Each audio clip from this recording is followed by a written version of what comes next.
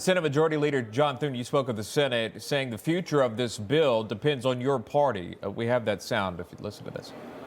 Well, I think as we've done our head count, I think we feel very comfortable that we will deliver a majority vote for this. The question is, can we get the 60-vote supermajority threshold that's necessary to pass it? And in order to do that, we need Democrats.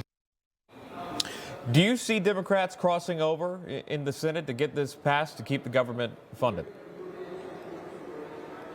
Unfortunately, I can see a path for him to get some Democratic votes. I would strongly encourage the colleagues over there not to give him the supermajority.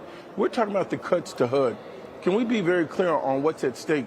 Housing for veterans, affordable housing. When you take out all the personnel at HUD, 70% of it, who's going to do the new construction for affordable housing? Who's going to do the home inspection for people that need to have their certificates re-upped? Who's going to do the work? So in the name of efficiency, I hope he understands the essential functions the government provides, and that he's not showing any regard for or any understanding of. Congress, as we know, has the power of the purse, and there's a lot of money that's been going around.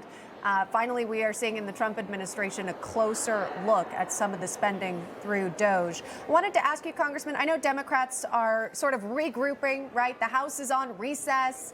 You lost in the presidential election. You lost the House. You lost the Senate. So you would think maybe some changes could be happening for Team Blue. We are hearing from Democratic California Governor Gavin Newsom actually speaking to some prominent Republican conservative figures. And recently on his podcast, he talked about a really 80-20 issue that was big in the last presidential election, has to do with biological men competing in women's sports. Here's what Governor Newsom had to say about that. Let's watch. You as the governor should step out and say no. No, and I appreciate But like, would you do something like that? Would you say no men in female sports? Well, I think it's an issue of fairness. I completely agree with you on that. So that's easy to call out, the unfairness of that. There's also a humility and a grace, that these poor people are more likely to commit suicide, have anxiety and depression.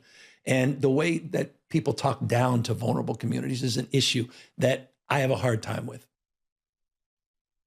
So, Congressman, what do you think about that? And will that be discussed later this afternoon with your colleagues? Do you all have the same view? I'm sure that we don't. But once again, this is a 1% issue. We're talking about there are fewer than 12 students in all of NCAA athletics that have confronted this biological issue. And this is simply being weaponized. This is used to further demonize and vilify a very vulnerable population. So that's not a major issue. And no, I do not support men playing in women's sports.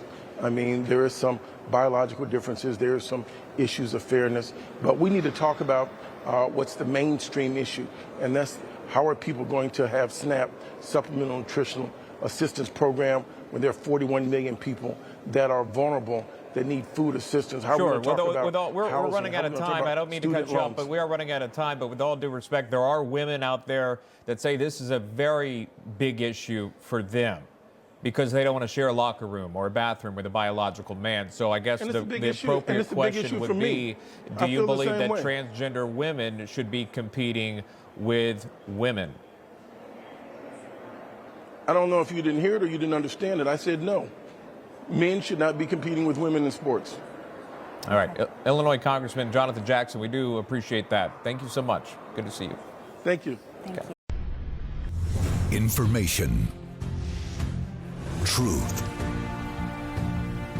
is freedom.